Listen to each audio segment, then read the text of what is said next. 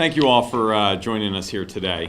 We are here on the anniversary this month of this horrific tragedy that New Jersey experienced with Hurricane Sandy. And one of the things that we learned as we went through this is that New Jersey wasn't alone in this tragedy, not just from the impacts of Sandy, but from storms like it that have impacted across the country. And I'm joined by two remarkable people that are the leaders of their industries, both the architects and engineers. We have Jack Parvis and Bob Thiel with us here today, who I'd like to introduce in a moment. But they're here today really in support of this legislation because they stand ready to help our state and states like ours in times of need.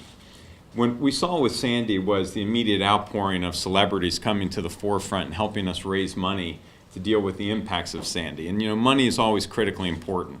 But how that money is utilized and how it can go into the field to help with the recovery matters almost equally as much, if not more. The other side of the impact of a storm like Sandy is that not everybody has the resources to dollars through a tragedy like that. But the one thing that they can bring to the table are their skills, the asset of who they are, and the difference that they can make.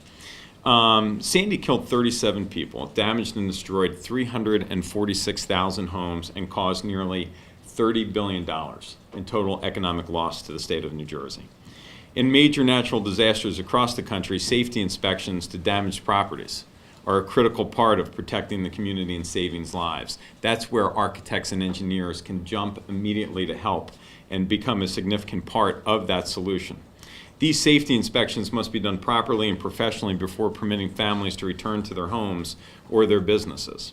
However, large-scale natural disasters can easily overwhelm the local disaster response resources on the ground. Many of you know, in a state like New Jersey, 567 municipalities, 618 school districts. In those 567 municipalities, they each have their own inspectors coming in, but not enough to deal with that type of damage when you're talking 346,000 homes that were damaged.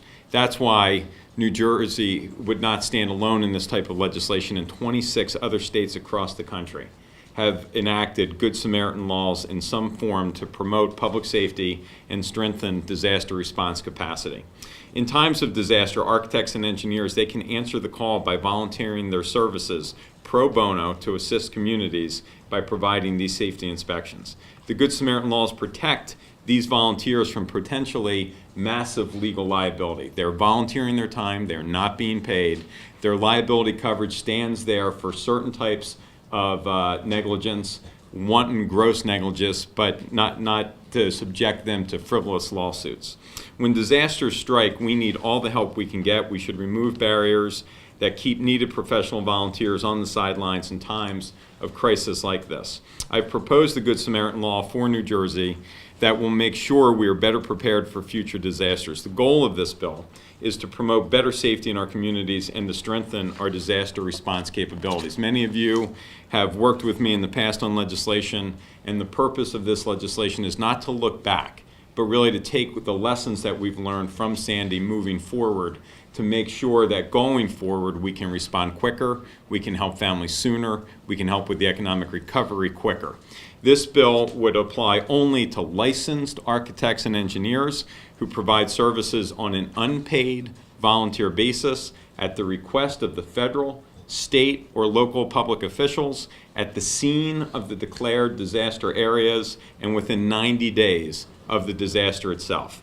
There are two key examples as to why I believe New Jersey needs this legislation.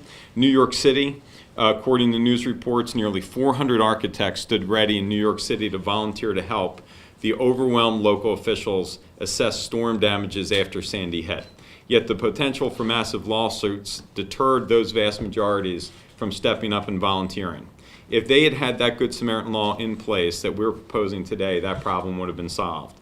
By contrast, in Alabama, who has a Good Samaritan law, in 2011, devastating hurricanes killed 64 people, caused $2.2 billion in damage in Alabama, and because of the state's law, over 200 professionals volunteered nearly 1,300 hours in Tuscaloosa.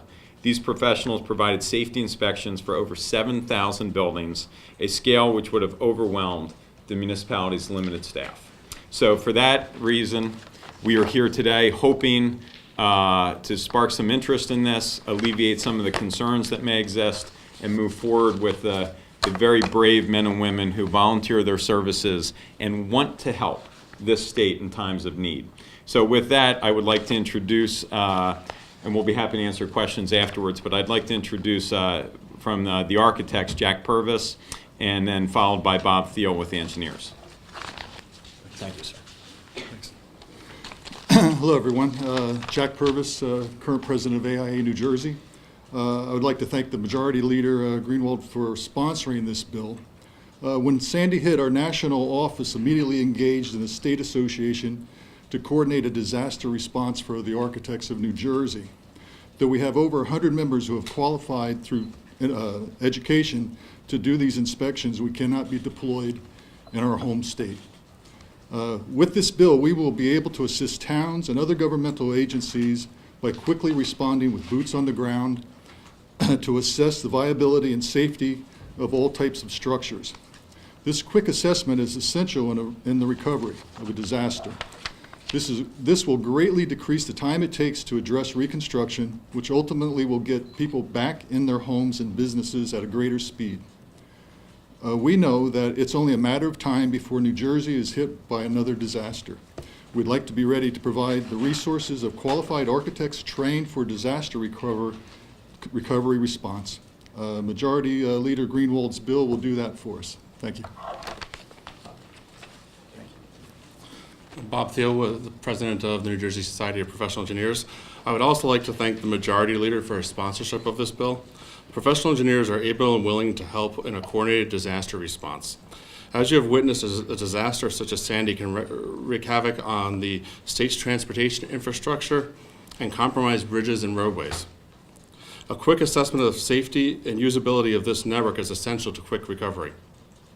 When these types of disasters hit, everyone capable should be ready to offer their professional talents to aid the state and its citizens. But protecting these efforts from unwarranted lawsuits is a must. We thank the Majority Leader for his leadership in this issue.